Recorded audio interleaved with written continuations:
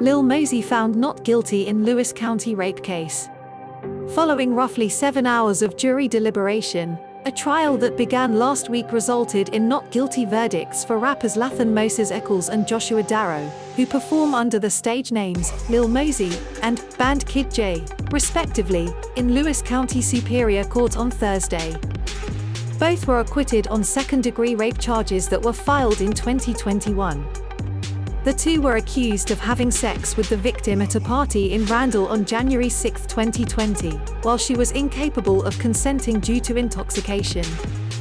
A third man charged in the case, Francisco Prater, who performs under the stage name Cisco Go Crazy, will face trial separately due to witness statements affecting Prater's case specifically that required further follow-up investigation by his defense attorney. That trial is scheduled to begin May 8th. The victim reportedly told police she had gone to a party in Randall to see Eccles, consumed alcohol and eventually blacked out. She later realized she had been raped and reported the incident to law enforcement.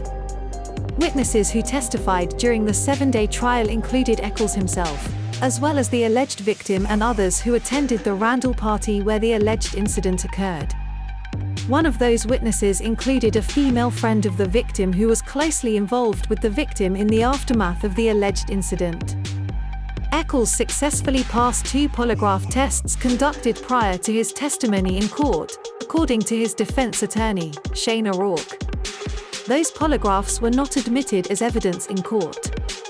Darrow did not provide testimony at trial, but has stated he was asleep in a different part of the house when the alleged incident occurred. Eccles supported Darrow's narrative. Expert witnesses called to answer questions related to their field included a detective and a deputy with the Lewis County Sheriff's Office, scientists with the Washington State Patrol Crime Lab, an employee of the Children's Justice and Advocacy Center, and hospital staff who completed the victim's medical exam. The jury began its deliberations at about 2:10 p.m. on Wednesday and continued until 5 p.m., when they were excused for the evening. The jury resumed deliberations at about 8:30 a.m. on Thursday and informed the court it had reached a verdict at 12:30 p.m.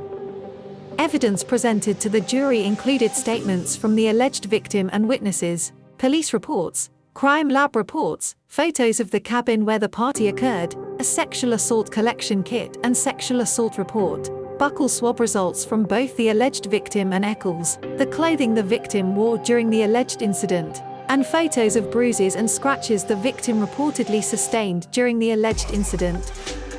3 videos recorded during the party, at least one of which was posted to social media, were also admitted as evidence. The jury requested to review those videos a second time Thursday morning during their deliberations. The jury did not provide an explanation for its verdicts.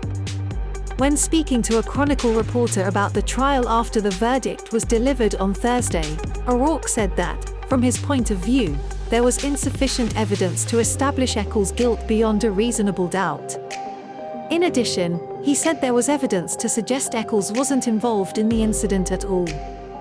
From my standpoint, just having done this a long time, the evidence did not suggest he was a part of it, O'Rourke said. He added that there are other suspects out there, but did not specify who, saying that was the jurisdiction of law enforcement and the Lewis County Prosecutor's Office. It was never about bashing the 2 women who testified, O'Rourke said, referencing the alleged victim and her friend. Darrow's attorney, John Polito, said Thursday he commends the jury and the Lewis County prosecutors who handled this case for exhibiting exemplary professionalism.